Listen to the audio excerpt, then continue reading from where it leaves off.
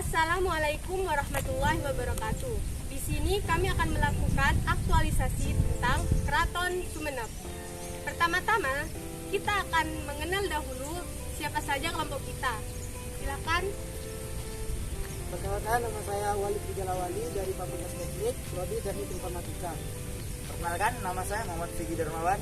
Saya dari Fakultas Hukum Program Studi Ilmu Hukum. Perkenalkan, nama saya Muhammad Adhatani dari Fakultas Teknik, Prodi Teknik Informatika. Saya Puspita Wulandari dari Fakultas Teknik, Prodi Sistem Informasi.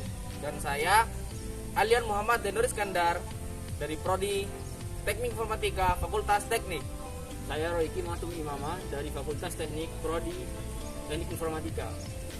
Halo, perkenalkan nama saya Nata Fani Aprilia. Saya dari Fakultas Ekonomi dan Bisnis Universitas Trunojoyo Madura, Prodi Manajemen. Keraton Sumenep. Selain untuk tempat menjalankan roda pemerintahan kala itu, keraton ini juga tempat kediaman resmi adipati atau raja-raja di Sumenep. Sebenarnya dari keadaan, keraton ini dibilang lebih kecil daripada keraton-keraton akbar yang ada di tempat lain. Namun perlu dimaklumi bahwa penamaan keraton ini sudah berlanjut sejak dulu kala oleh warga Madura karena kondisi geografis Sumenep yang berada di daerah mancanegara. Penggunaan kata kadipaten juga lebih sering diucapkan dengan nama Rato. Karaton Pajagalan atau lebih dikenal Karaton Sumenep ini dibangun di atas tanah pribadi milik Panembahan Somala, penguasa Sumenep ke-31. Dibangun pada tahun 1781 dengan antek pembangunan karaton oleh Laung Piango, seorang warga keturunan Tionghoa yang mengungsi pada peristiwa huru hara Tionghoa pada 1740 Masehi di Semarang.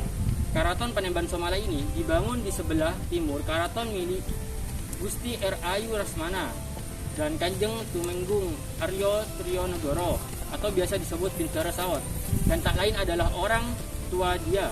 Dan dibangun kompleks karaton sendiri terdiri atas banyak masa, namun tidak dibangun secara bersamaan, namun dibangkitkan dan diperluas secara bertahap oleh para keturunannya. Sedangkan di halaman balik keraton sebelah timur berdiri dapur, sebelah barat berdiri sisir atau tempat tidur para pembantu keraton Adban, dayang-dayang putri adipati. Di sebelah barat terdapat sumur. Di depan sumur, lebih kurang ke arah barat, berdiri keraton Batu Raden Ayu Rasmana Tirtanegara, dan di depannya berdiri Pancepa. Namun pada zaman pemerintahan Sultan Abdurrahman Pangkumatani dan pendapat Pancepa tersebut dipindah ke atas kasta Tengki, dan di sana didirikan kantor Koning. Pembangunan kantor Koning atau kantor kerajaan adipati semula mendapat tentangan keras oleh pemerintah Hindia Belanda karena hal tersebut bertentangan dengan peraturan pemerintah saat itu.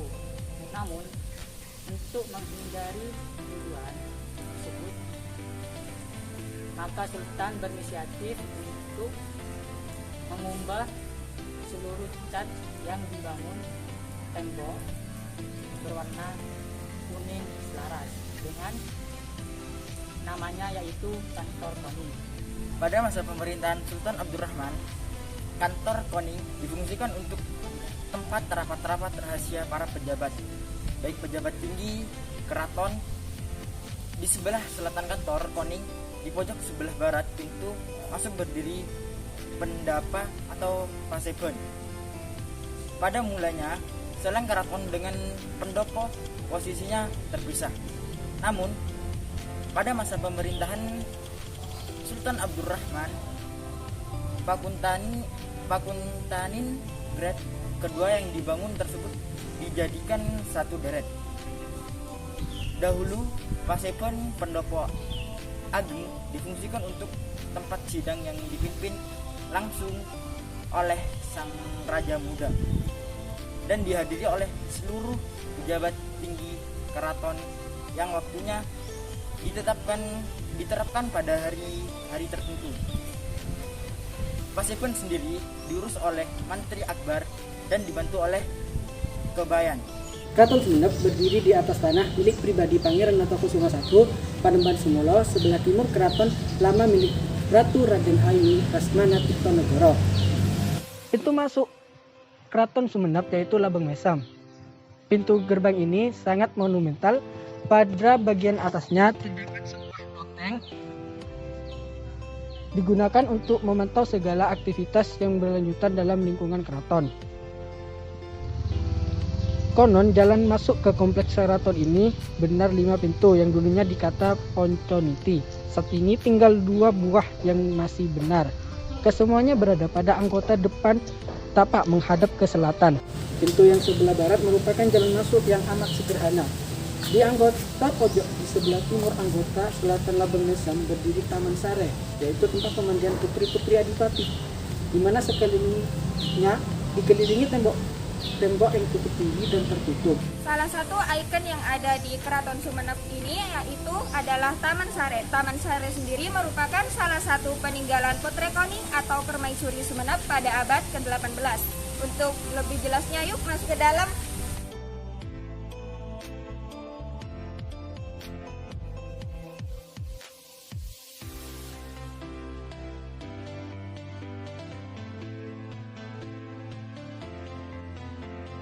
Untuk Taman Sare sendiri memiliki 3 pintu yang diyakini memiliki manfaat bagi orang yang turun ke kolam airnya. Dan pintu pertama berada tepat di belakang saya. Dan pada pintu pertama ini diyakini bisa membuat awet muda, dipermudah mendapat jodoh dan juga keturunan. Nah, untuk pintu yang kedua, diyakini meningkatkan karir dan kepangkatan. Nah, untuk yang ketiga, bisa meningkatkan iman dan ketakwaan. Nah, di sini dikatakan bahwa makanya setiap pengunjung yang berwisata ke Keraton Sumenep mampir ke Taman Sare dan mereka turun untuk melakukan cuci muka. Kelebihannya adalah pembangunannya masih terjaga keasliannya, suasana cukup asri, dan bangunan Keraton Sumenep memiliki benda-benda sejarah yang tidak semua tempat ada. Kekurangannya, benda-benda yang di sana ada beberapa yang tidak terawat di lingkungan Keraton Sumenep. Tidak semua penjaga di sana memiliki wawasan tinggi tentang sejarah Keraton Sumenep, sehingga para pengunjung kesulitan mendapat informasi mengenai sejarah Keraton Sumenep. Terima kasih telah menonton video kami. Jangan lupa jaga kesehatan, stay safe, stay healthy.